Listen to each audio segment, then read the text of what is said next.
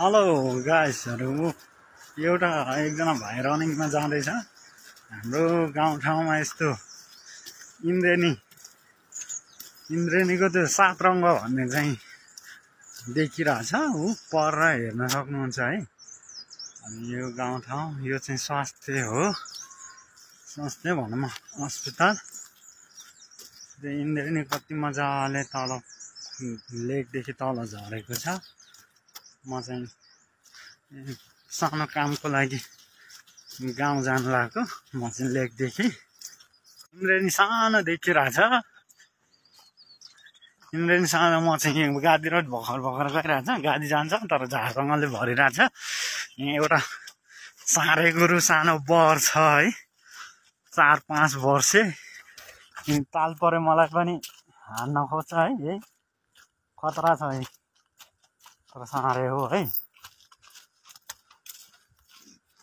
अनि इन्द्रेणी चाहिँ अब कम्ती हुन लाग्छ। पारे भेदाको पठान छन्।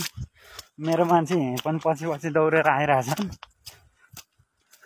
अर्काको मान्छे भन्न मिल्दैन, आफ्नै मान्छे हो। हाँसो भने आवाज आउन सक्छ है। पारि लेकतिर मकैहरू आउँछ। यो चाहिँ ऐँस्यालु हो, तर ऐँस्यालु पात मात्र छ, फल छैन।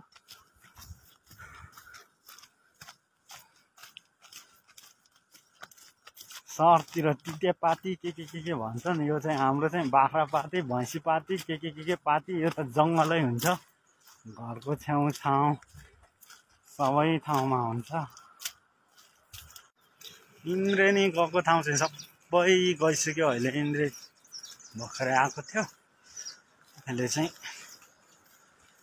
अलि गइसक्यो। बादल मात्र अलि छ। म चाहिँ मास्क लगाएको छु, मेरो आवाज चाहिँ अलिक मधुरो आउन सक्छ। हाम्रो गाउँठाउँतिर ओखर पनि यस्तो बाटोतिर छ। बजारमा ओखरको कस्तो भ्यालु हुन्छ, हाम्रो गाउँठाउँतिर ओखर देख्न सक्नुहुन्छ कति फलिरहेछ। तर यहाँ चाहिँ ओखरको खासै मान्यता हुँदैन। यो चाहिँ अलिकति अर्कै खालको हो। डाँठे ओखर चाहिँ होइन, दाँतले फुटाउनेवाला। घाम झुल्किरहेछ। यहाँ चाहिँ अलिक साह्रो हुन्छ, ढुङ्गाले फुटाल्नुपर्छ। ढुङ्गा नभए हम्मरै चाहिन्छ एउटा ओखर फुटाउनको लागि।